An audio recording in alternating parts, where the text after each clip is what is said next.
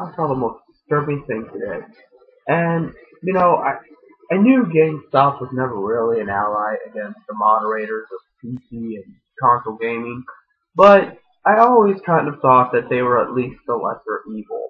When I heard that they were going to start selling key codes online and shit like that, I knew they were not to be trusted, but just to see firsthand how low they've sunk, the extent they're willing to go to for $1, it fucking, I wouldn't say amazes me, as I'm not shocked by it. It's just, you don't expect to see evil that up close. You don't go through life expecting to see evil face to face, and you're just left breathless. You're left without anything to say. So, anyway, I'm at GameStop just looking at used games because I'm a poor individual. I can't afford $60 video games that you rich white privileged people can. And, I am looking at the roulette table of their price tagging of video games. Now, some people might argue that they base the prices based off the popularity of the game. Certainly that would make sense with Fable 2 because that was worth $3. I would say it's even less than that. I would say they should pay you to play Fable 2, but I digress. The fact is, Fable 3 was like $3, and then these more rare, obscure anime games were like $30. That makes sense because those games were never really released in the US or in Canada or anything. I don't even know if they're translated or not. So that makes sense. But for the first and foremost, a used game should not be anywhere close to the price of a regular game. And a lot of them were. A lot of them were equivalent in US dollars, because Canadian and US currency is obviously different.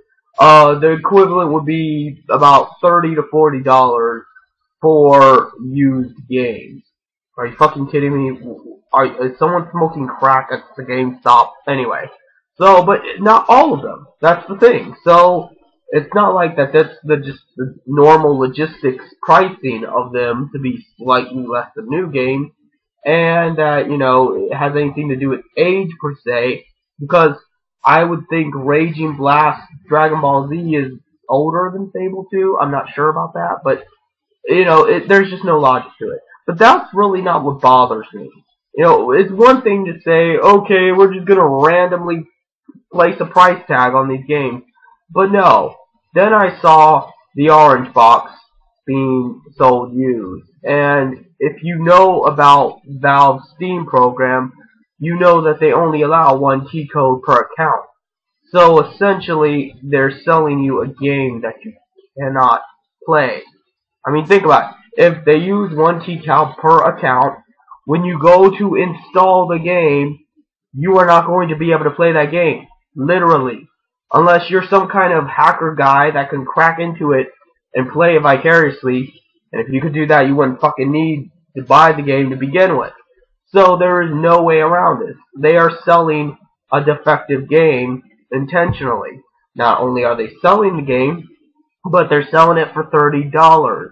When initially the Orange Box was worth about $10. Well, maybe like a little more for the whole thing, and like $10 for each individual game or some shit like that, but there's just no excuse for this in the world. I don't care what your reasoning is. This is just a scam. This is such a criminal scam that I actually had to do something about it, and I did do something about it. I took those games and I hid them. I mean, I literally took them off the shelf and I hid them somewhere outside the vicinity of GameStop. That way, they could not find them, they could not sell them, they just had to list them as lost revenue. And, some people are going to call that unethical, maybe even illegal, but it's not. I'm not stealing the game. I never intended to take it in order to sell it myself, or to even use it for personal use. I'm merely intentionally misplacing an object. I don't even think there's a word for that. That's pretty unique. That's pretty ingenious of me, in fact.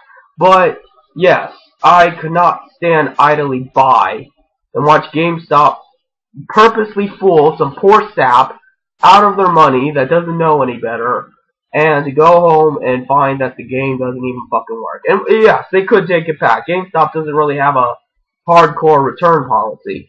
But it's the principle of the matter. You shouldn't do that. You should know better. If you're into gaming enough to open a fucking gaming store, you should know this shit. You should know the corruption and the, illegality that is in it. You should know the ins and outs and how bad this industry is. But they don't fucking care. Nobody fucking cares. So I'm telling you, the viewer, you're gonna have to fucking care. No one else is gonna do it for you. I'm not telling you you gotta do some amazing thing. I'm not telling you that you gotta agree with everything I say.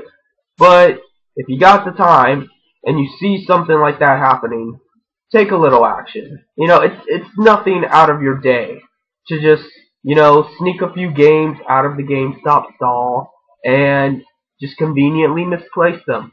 Throw them in the trash can. Throw them out in the woods. Doesn't really matter what you do with them. You're not there to make a profit. You're not there to, just take them home for personal use. You are just doing your community a service. You are lessening the evil and increasing the good. That's all you're fucking doing.